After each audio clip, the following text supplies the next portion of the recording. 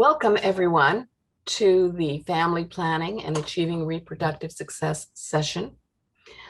Before we get started, I want to let you know that if you do have any questions during the session, to please enter them in the chat button at the bottom of the screen. I'm sure you've been doing this for other sessions, so the same things apply here. We are also asking you to please keep your microphone muted so that we might have better audio and video quality for the presenters and for everyone else that's attending. I'm pleased to introduce our speakers for this session. First, we have Dr. Juliana Sanchez-Gebb. She's an attending physician at the Center for Fetal Diagnosis and Treatment of Children's Hospital, Philadelphia, and an assistant professor of obstetrics and gynecology and surgery at the University of Pennsylvania Perelman School of Medicine. With her, we have Eric Schindlerhoff, a board-certified genetic counselor at the Center for Fetal Diagnosis and Treatment at Children's Hospital in Philadelphia. Erica, Dr. Gebb, it's my pleasure to turn the presentation over to you. Thank you so much. We really appreciate the opportunity to present to you here today. So we'll be talking about family planning and achieving reproductive success with kidney disease.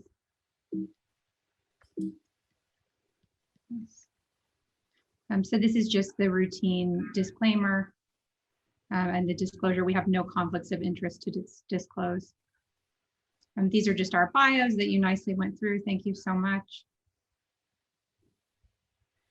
And so today in the talk, we're going to speak about imaging findings in fetuses with cystic kidneys. We'll talk about autosomal dominant polycystic kidney disease and autosomal recessive polycystic kidney disease. We'll discuss a few cases. We'll talk about the genetics of the two conditions, how they're similar and different, and the maternal and fetal implications of pregnancies that are complicated by these conditions. And then we'll talk about the use of assisted reproductive technologies in families with a history of ADPKD or ARPKD. So first, to just go through some imaging findings that we see in fetuses with cystic kidneys. So you can see on the left-hand side of your screen, you see the normal renal system. We have the kidneys here. These are the ureters, the tubes that drain the urine from the kidneys to the bladder, and then you pee out of your bladder here. And these are the blood vessels that take the blood flow to the kidney and then away from the kidney. And so the blood goes into the kidney, and as many people know, the kidney filtrates the blood and holds on to things that you need to hold on to, and then gets rid of things that you don't need and puts them into the urine. And for multiple different reasons, we can have cystic kidneys that occur during pregnancy in the fetus, and then also it can be a maternal condition that is complicating the pregnancy. And with cystic kidneys, there can be multiple different reasons why there are cystic kidneys that have formed. Sometimes it affects just one side, and it's because of a blockage or some sort of malformation of the one kidney, which then usually develops into very large cysts. Or in other cases, it can be a genetic condition that can affect both kidneys symmetrically and can cause the kidneys to be enlarged or also replaced by cysts. So when we see on what we see on ultrasound, we see on the left-hand side here, we have a picture of what the normal kidneys look like. And you can see this is from the side of the baby. This would be the baby's head up here, and then the bottom here. And so you can see the kidney here in the normal fetus. And then this is a transverse view, as if we sort of cut the baby in half and took the top half off and looked from up above. We would see the kidneys here. And they are, sort of hard to pick up sometimes. They're not very bright usually. They're usually not filled with cysts, not filled with urine that has backed up into them. So they're sort of subtle. And so things that we might see that are differences, we might see that the kidneys are bright, like we see here. These kidneys are just echogenic. We don't see any cystic changes of them, but you can see they just look much more prominent than on this side here. Other things we can see is that sometimes we see many cysts in the kidneys. So just like that picture that I showed you before, we can see that there are multiple cysts that have replaced the kidney tissue here on the left-hand side. Whereas on the right-hand side, we still see the appearance of a normal looking kidney. And this goes along usually with a multicystic dysplastic kidney. Another thing we might see is that we might see that the kidneys are not only brighter than we would expect them to be, but that they're enlarged compared to the size that they would usually be. You can see here that this kidney is about this size, and then this kidney is much larger on this side. And you can also see that within the kidney tissue here, we do see some cystic changes. So this goes along with cystic kidneys in the fetus. And here's that transverse view again, where we can see that the kidneys are taking up much more space in the abdomen compared to what they take up in this side.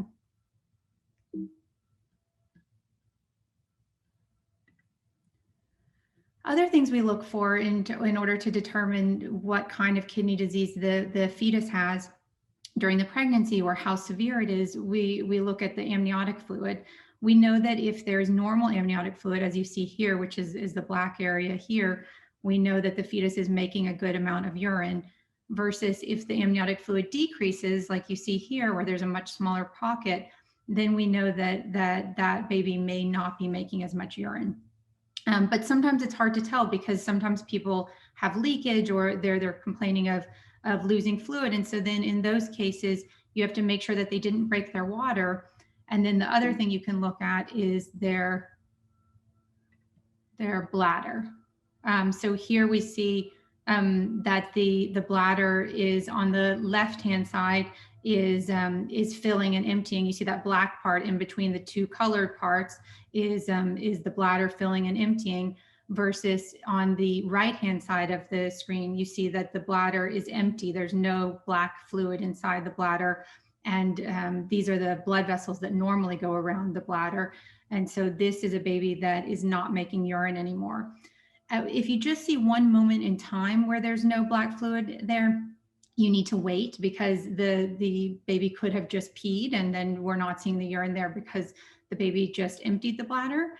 But if you look over 30 minutes or over an hour and still the bladder has not filled and the fluid around the pregnancy is low, then you are suspicious that the baby's not making urine, which is often due to the kidney disease. The other reason the bladder may not fill is if there's a blockage up top. So if one of those ureters were blocked, then it can cause the kidneys to fill with urine, and it can't get through.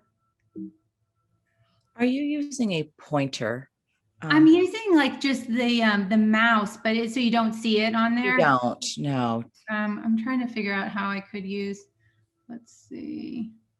Do you know how to have a real pointer? I think these are the imaging. I'm sorry. I'm done with the imaging pictures. So I think maybe I can look for a pointer. If people have questions afterwards, I can go back and find a pointer and go and point things out.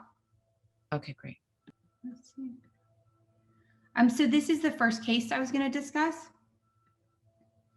So this pregnancy, the patient came to us. She was 28 years old. She was already 34 weeks in pregnancy, and she had been told by her local provider that the fetus had cysts, small cysts in the kidneys, and that they were concerned that after birth, the baby would have respiratory failure, would not be able to breathe because of having the cystic kidneys. Because we know that if there are cystic kidneys and there's no fluid around the pregnancy, that does put the pregnancy at risk for having respiratory failure in the fetus after birth.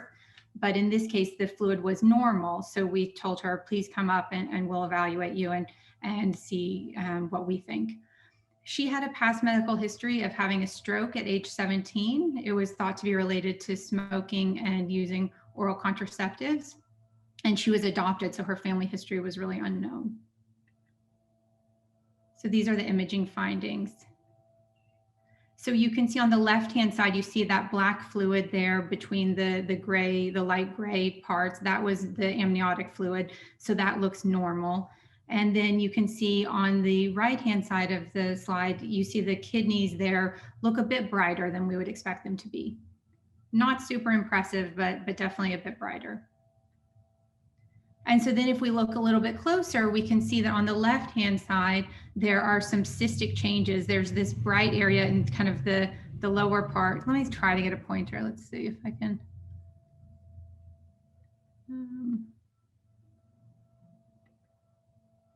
I could probably Google it.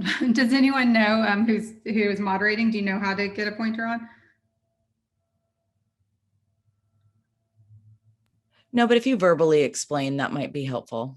Okay, fine. So on the left-hand side of the screen, we see the kidney from a side view, and we can just see little black areas within the kidney that are the cystic changes. That was on the left kidney, and then on the right kidney, you can see similarly, but it's on the more right-hand side of that picture. You can see the cystic changes, whereas on the left side of the picture, it's more on the left-hand side of the picture that you see the cystic changes and the areas where it's a bit brighter around them. So that made us concerned that there was cystic kidney disease in this fetus, but we did think that the amniotic fluid was normal, so we felt optimistic about the respiratory outcomes. And then actually we scanned her kidneys, and so this was the mom's kidneys, and you can see all of the black areas are areas filled with fluid. And so we saw that on the mom's kidneys, she had multiple cysts on both of her kidneys. As we followed the pregnancy, we found that the amniotic fluid remained normal. The mom ended up, we suspected autosomal dominant polycystic kidney disease for her. So we did a workup to see how her kidney function was, and she had normal blood pressures, normal kidney function. We were also concerned about that history of strokes because we know the association of aneurysms with autosomal dominant polycystic kidney disease. And so we did a brain MRI, and that was fine. And she ended up having an uncomplicated remainder of the pregnancy and delivered at 38 weeks. The baby weighed 7 pounds, 8 ounces at birth and had an uncomplicated postnatal course. Just stayed in the hospital for a couple of days with the mom, and there were no respiratory issues or kidney issues after birth. And the infant has normal kidney function at 3 months of age. So the genetic counseling was very important to talk to her about what was going on within her family and also the implications for future pregnancies. So Erica, you can take this part. Thank you. So in this case, we have a lot of interesting factors. One, we don't know the family history, and we'll see when we talk a little bit further in some of our other cases about autosomal dominant polycystic kidney disease.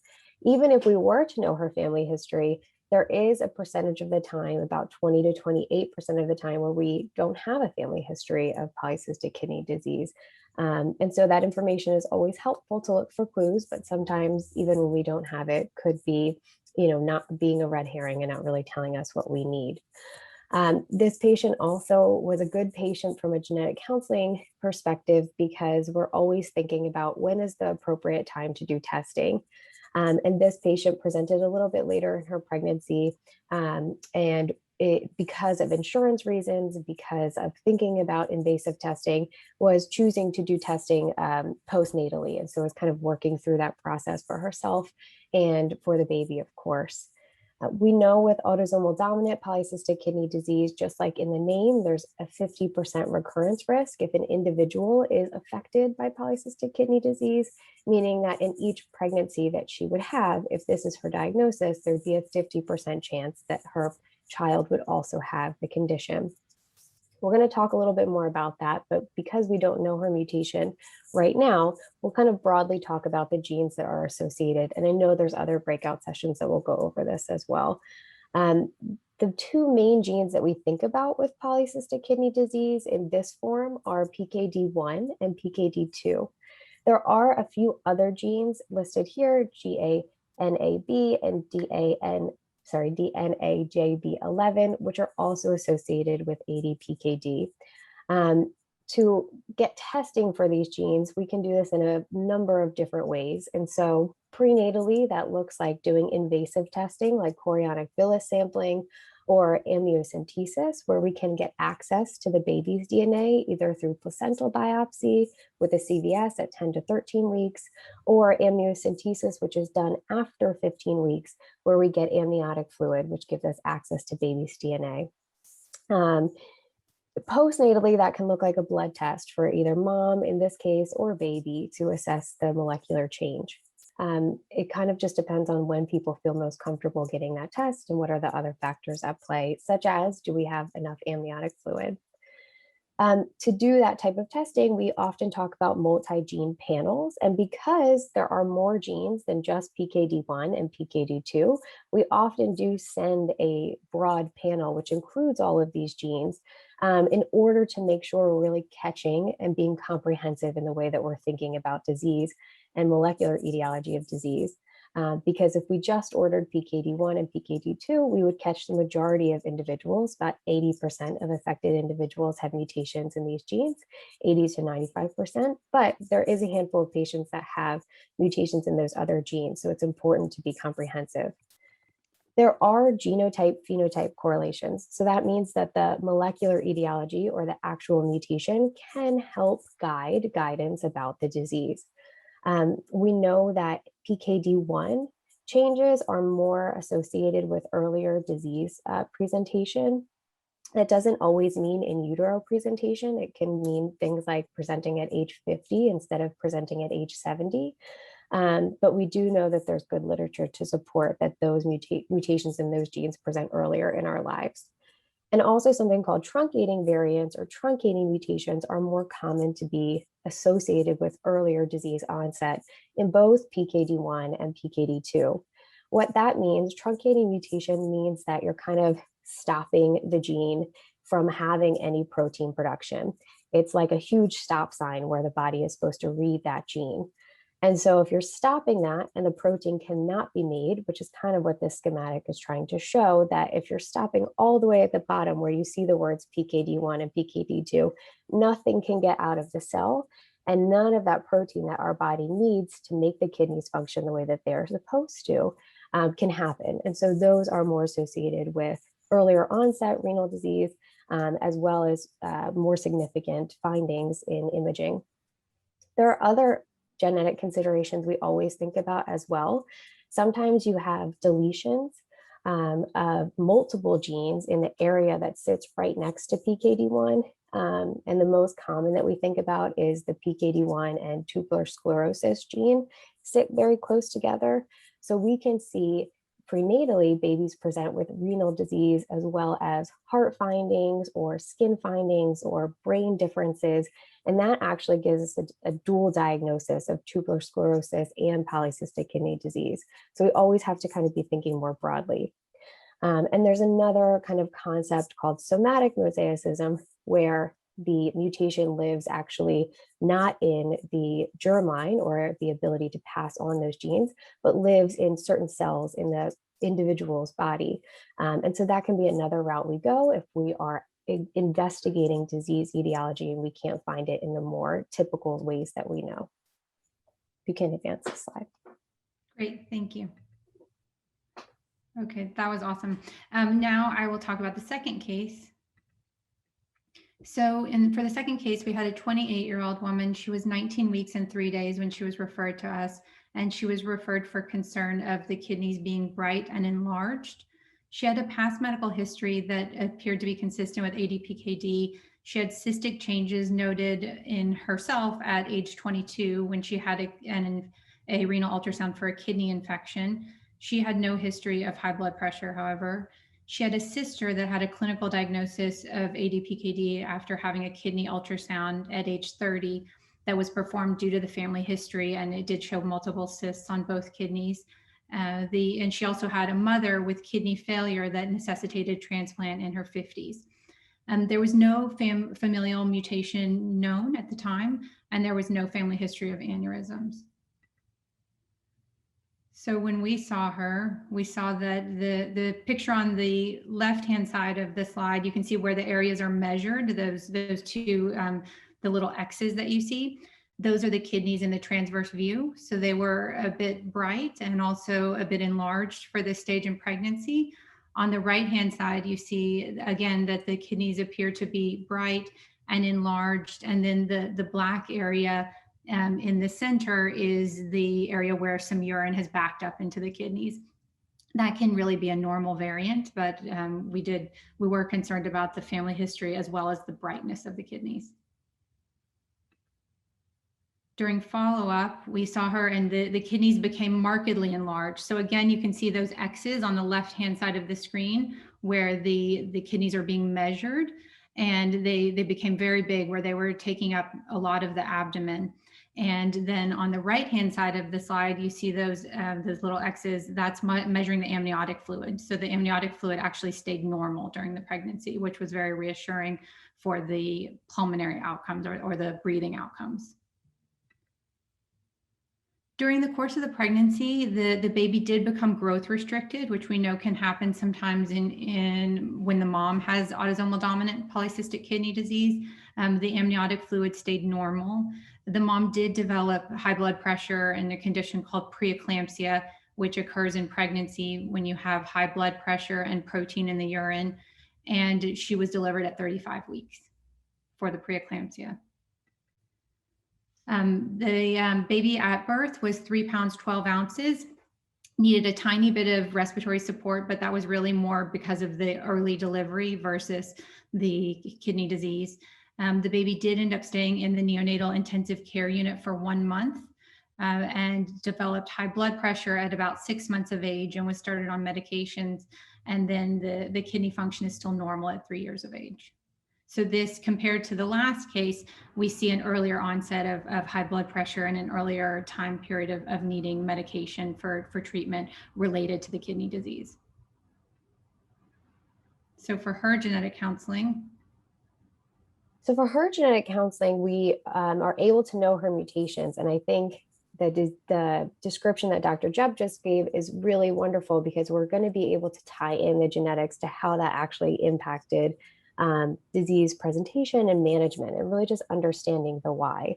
A lot of times people will ask, what's the utility in doing genetic testing if we know this is going on in our family and we know this is a risk? And certainly that is a personal decision for every family, but sometimes it can actually give additional clues, not only for what's the chances this is going to happen again and what might this look like, but how might this play out in my own healthcare, and how might this play out in my child's healthcare.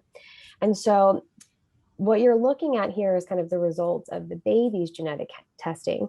And when we think about dominant conditions, we're usually thinking that one of the genes is working the way that it's supposed to work, and one of the genes has a mutation. We get one copy of a gene from our mom, one copy of a gene from our dad. So we always have two. In dominant conditions, we just need one of those copies to have a change to show some type of symptom. But what you're looking at here is that the baby actually had two mutations. So the first mutation is this PKD1 truncating deletion. You don't have to worry about letters or numbers. But what we learned from the previous slides is that truncating mutations or deletions are, again, those big stop signs that are saying, hey, I'm not going to make this protein that I'm supposed to make. And the kidneys are not going to work the way that they're supposed to work because of that. And usually, like we said, they present a bit earlier in our lifetime, which fits with this patient's family history and obviously fits with the in utero presentation. But what's also interesting is when we did this testing, we found another change. This is something called a missense variant, which is not so important to know the verbiage, but really what that means is that one amino acid was supposed to be made and instead another amino acid was made.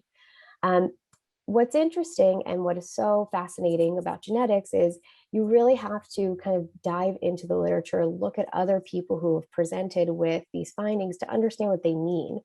And what we see is that this specific change is actually present in the general population at very low levels, but we do see it about 0.4% of the time in specific variations. It is known specifically, though, as a modifier gene. And modifier genes are becoming more and more talked about in the world of genetics. But this modifier gene, when it is present on the opposite gene, so like we said, we have two copies. For this baby, one copy had the truncating deletion, and the other copy had this missense variant. The copy from mom, who also had the polycystic kidney disease, had the truncating deletion, which explained her symptoms and the family history. And interestingly, the copy from dad had this missense variant. What was so interesting about that is dad did not have a history of kidney disease, and nor did we think he would. But when we see this missense variant and we see a known truncating deletion together, where we are able to see that things like high blood pressure and things like the cyst usually happen much earlier in a person's life because this modifier gene causes that effect to happen. And so it can be really important to kind of understand that information when you're understanding how to manage this baby, and what challenges and what strengths may be ahead for the baby. Great. And then just to speak, since I think this is our last case about autosomal dominant polycystic kidney disease, there's a couple of factors that we always think about. One being that disease can present in utero, though we know it's not very likely. And I see questions coming up in the chat, and I know we'll talk about it a little bit after we're done with the slides. But we know that that's not always the case, right? That's not often what we're counseled about when we're thinking about adults presenting with this condition, but it certainly can happen. If that happens, it could be because of things like modifier genes playing into a family history. It could be things like a contiguous gene deletion where somebody has tubular sclerosis, which is way more likely to present in the in utero time period. So there could be a few different things going on, and it's really important to explore that to really understand the risks to the baby and to understand, the whole picture, the comprehensive picture of what's going on. The other piece to speak to family histories is that disease variability can exist and can be very different for people who even have the exact same mutation.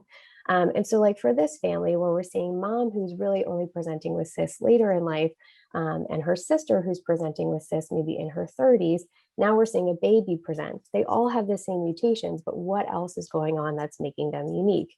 In this case, it was the modifier gene that's also helping that. But we certainly see even in sibling pairs or identical twins that have the exact same mutation, different disease phenotypes that play into practice. And that's just because in genetics, there's so many other factors aside from the mutation that make things present themselves or make things not present themselves. So that variability definitely exists.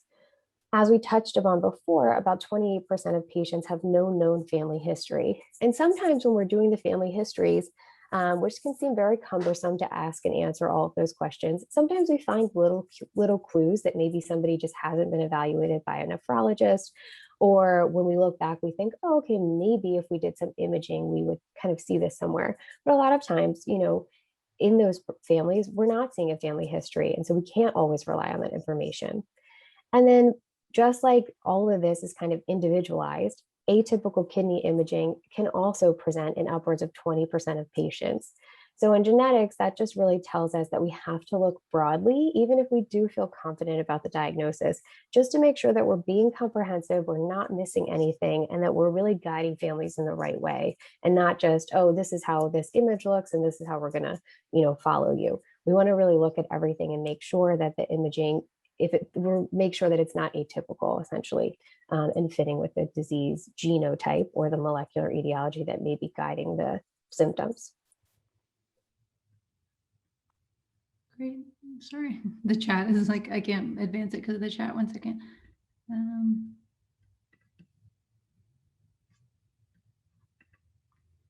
Okay, so in terms of overall maternal and fetal implications, so the main question we ask ourselves is, first step in the genetic testing after we do the amniocentesis and we identify a mutation in the fetus, then we test the parents. Unless the parents, one of them has a known history of ADPKD, then we test both of the parents. If the mom indeed is the one with ADPKD, then we know that during the pregnancy, she'll have a higher risk of high blood pressure, of developing preeclampsia. And then there's controversy over whether it actually can make your kidney function worse in pregnancy. We think that probably not for 1 or 2 pregnancies. When they look at people who have had a lot of pregnancies, so 4 or more, they find that there is a higher rate of kidney deterioration. But those patients are also older. So it may just be that that's the time period when they would have had kidney deterioration anyways. So it can be hard to tease that out. If one of the parents does have the mutation and is affected by ADPKD, then there's that 50% recurrence risk for each pregnancy. In terms of the fetal risks, we know that there's a risk of intrauterine growth restriction. So the pregnancies have to be followed closely with growth scans in addition to looking for fluid. And that's whether or not the baby has the mutation. So even if the baby didn't have the mutation and was unaffected, there can still be the intrauterine growth restriction and preterm delivery just because the mom has the condition. If the dad has the condition, then these risks aren't there. And then if the amniotic fluid stays normal, usually the kidney disease doesn't develop until later in life. So we would anticipate a normal delivery and a normal postnatal outcome and just follow-up care in childhood. But in the more severe cases, like the one we discussed, there is this risk for low fluid and even respiratory failure in the most severe cases. Or if the fluid stays normal, then there can be no problems with respiratory issues after birth, but there can still be this risk for early high blood pressure and kidney insufficiency. So in terms of recommendations, this was a really nice article that I put in here, and just going through what the recommendations are for women with ADPKD. So if you're not planning to get pregnant, it's important to have a good method of contraception and to have that time period for genetic counseling, so you can look into what mutation is in your family and decide whether you would want to do pre-implantation genetic diagnosis, which we'll talk about in an upcoming slide, but whether you would want to do genetic testing and have your pregnancy conceived via in vitro fertilization to avoid the mutation in the fetus. Alternatively, some people who don't go through in vitro fertilization just opt to have a chorionic villus sampling at around 11 weeks of pregnancy. And so that's another way you can find out if the fetus has the mutation earlier rather than later in the pregnancy. And then this is very individualized. So if you look on the left-hand side of the slide, you see if you're contemplating pregnancy, it's really important to go to your doctor and to go to a maternal fetal medicine specialist so that they can risk stratify you. So, people will ask, what's the rate of getting preeclampsia or having complications in pregnancy? And it's very related to the kidney function at baseline. So if there's already high blood pressure and protein in the urine, then there's a very high risk that that's going to get worse during the pregnancy. Versus if that's not present, then it's a much lower risk of developing preeclampsia during the pregnancy. So it's important to have really individualized recommendations and individualized care.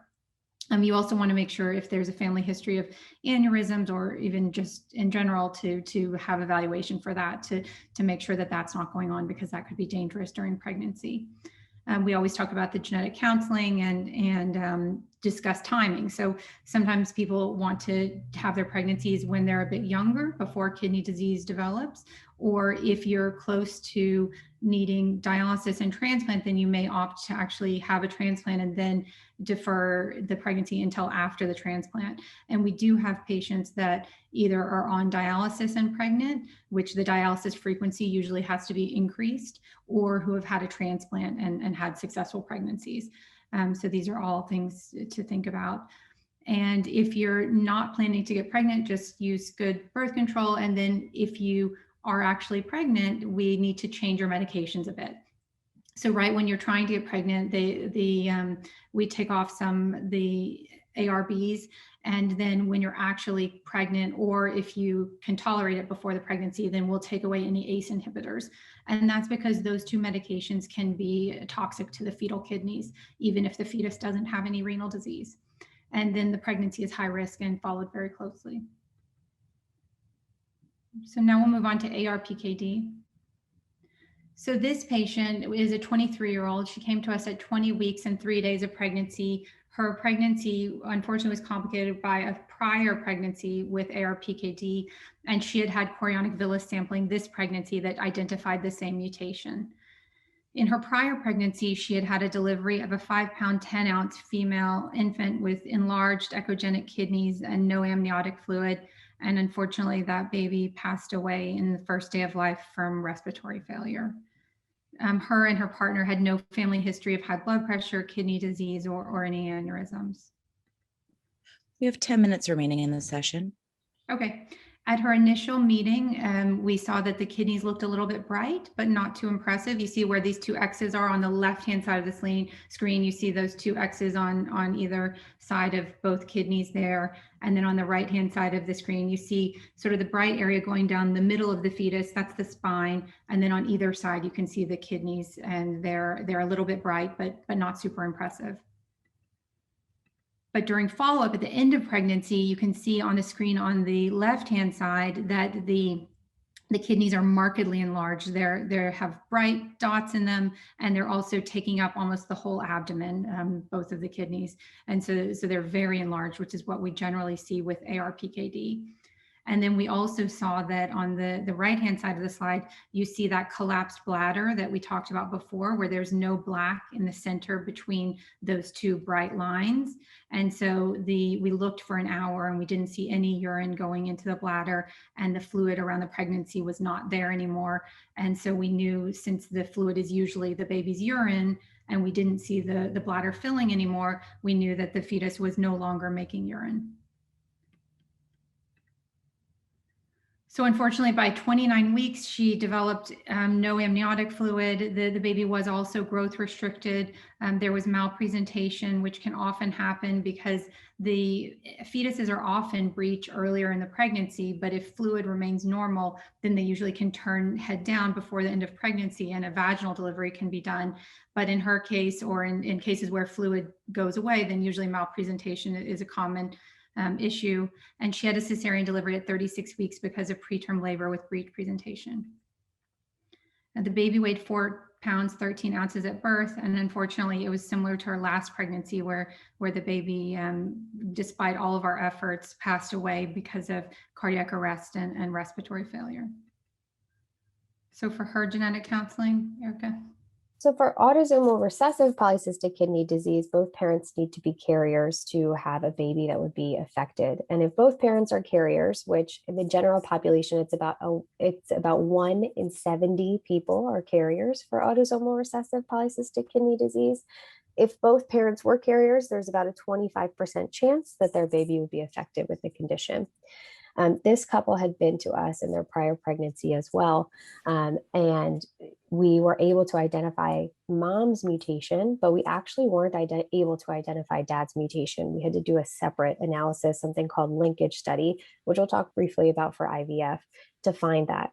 I bring that up because it is important to kind of not stop the exploration if you're in a situation where we can't find a mutation, to keep looking and work with the genetic specialists to do so. Especially for ARPKD, it's a little bit different than ADPKD. Only 75% of cases are associated with the most common gene, PKHD1. There's a second gene, DZIPIL, that is also associated, but only accounts for about a handful of cases. So there is a larger amount of people with this condition who don't know their molecular status. And that's obviously very challenging when we're talking about doing genetic testing or IVF, because we might not know the actual mutation for these patients. Unlike ADPKD, there's no genotype-phenotype correlation, so there's not one mutation that makes things present earlier or later. And everybody who has the mutations, if they have 2 mutations or are affected with this condition, will show some symptoms of this condition. What also can make genetic testing a bit challenging for ARPKD is the idea of low amniotic fluid. So this mom was very savvy, had a chorionic villus sampling, which is a placental biopsy. So we were able to get access to the baby's DNA. But if we do have patients who present a bit later and don't have any amniotic fluid to test because of the kidney disease, then we have to kind of wait until after the baby is born to do testing. Next slide. Okay, and so the maternal and fetal implications are a bit clearer for ARPKD, just that the cesarean for maternal, the cesarean is likely to be necessary because of malpresentation, and then the autosomal recessive inheritance, like Erica talked about. The fetal risks, there's a risk of intrauterine fetal demise because of no amniotic fluid, which can lead to a cord accident, and there's this risk of respiratory failure after birth due to the lack of the amniotic fluid. And so now we'll just briefly touch on reproductive technologies and then answer questions. So We often talk about, you can conceive naturally and then test a pregnancy to determine if the baby is affected molecularly. But some parents want a bit more, control and understanding of that information and their risk before they're actually pregnant. And so there is the option of in vitro fertilization with a technology called PGT-M, which is pre-implantation genetic testing, and the M stands for molecular testing. So this is a technology we specifically use for molecular conditions like ADPKD and ARPKD, where we know the familial mutation and we know that we're at risk for one condition. How this process works is that a family would undergo IVF, where they would establish, viable embryos. Those embryos would then receive an embryo biopsy at either 5 cells big or 8 cells big. That biopsy would then be sent to a genetic testing lab. That process usually takes place over a period of 4 to 8 weeks, where the lab establishes if they can find the familial mutation, and then how many embryos would be affected with that mutation. And then the family can decide if they want to implant embryos who are unaffected, or for some recessive conditions, embryos who are carriers. And every family determines those things a bit differently based on their preferences. There are very specific considerations for doing this type of testing. Each case, so every family who goes through PGT-M for a molecular condition is a case by case, because a specific protocol or a specific recipe for each family needs to be created. And this process, this consultation and understanding of the testing process happens way before the IVF. So usually someone meets with a reproductive endocrinologist or an IVF team. They make a referral to a genetic testing or a genetic counseling service. They talk through all of these steps before the family even begins any medications or moving forward with IVF treatment, just to see if they have all of the information that they need. And oftentimes with this process, we have to get samples from mom and dad, and sometimes we even have to get samples from grandparents if they're available, or other family members, to act as a family tree, kind of a molecular family tree and reference. The mutations in the family have to be known. So when we were talking about ARPKD and talking about sometimes people don't know their actual mutation because we can't find it, that becomes a bit of a challenge. There are some ways we can work around that, but generally this process works best when the individuals in the family know the mutations, or if they don't know them, we can go through genetic testing and find them. We have 2 minutes remaining in the session. Sure. This is our last slide. So. And in order to do this process, we need to make copies of the DNA, and then we need to be able to do that testing, which, like I said, can take some weeks to do. But this process is a really helpful process for our families to be able to kind of just have good understanding and empowerment about making decisions about their reproductive health. And now we can open it up for questions. You had some really great questions come through in the chat. Thank you, Erica and Dr. Gebb. So let me try and get through as many questions as we can in the period of time that we have left. First question that came across is, when speaking with a genetic counselor and they seem fairly aware of PKD, but is there a good resource you would recommend when meeting with these counselors? I would say, I mean, there's great resources. Gene Reviews is a really nice resource that's published and curated by many genetic specialists that walks through each stage of polycystic kidney disease, recessive and dominant, and many other conditions. So they should know that, but you could certainly guide them to that. Thank you.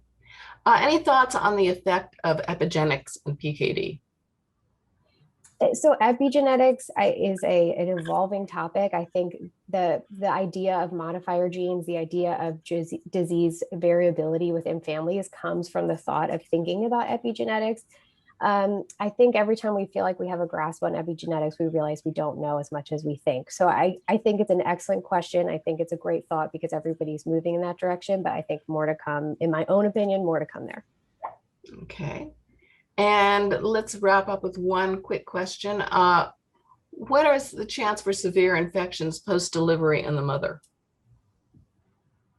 I I mean, I would say not super, super high, definitely over the baseline, particularly if there's kidney disease, or definitely if there's been a transplant and there's any kind of steroid use or that sort of thing, then it is a higher risk than baseline, but generally not super high. We usually recommend screening with urine analysis and urine cultures every trimester at least. And so hopefully you've identified any infections that are in the urinary system before that, and then we give prophylactic antibiotics during cesareans, and so that decreases that risk. Okay, thank you. That's all the time we have for questions. I want to thank both Dr. Geb and Erica for sharing their time with us today and their expertise. Thank everyone also for attending this.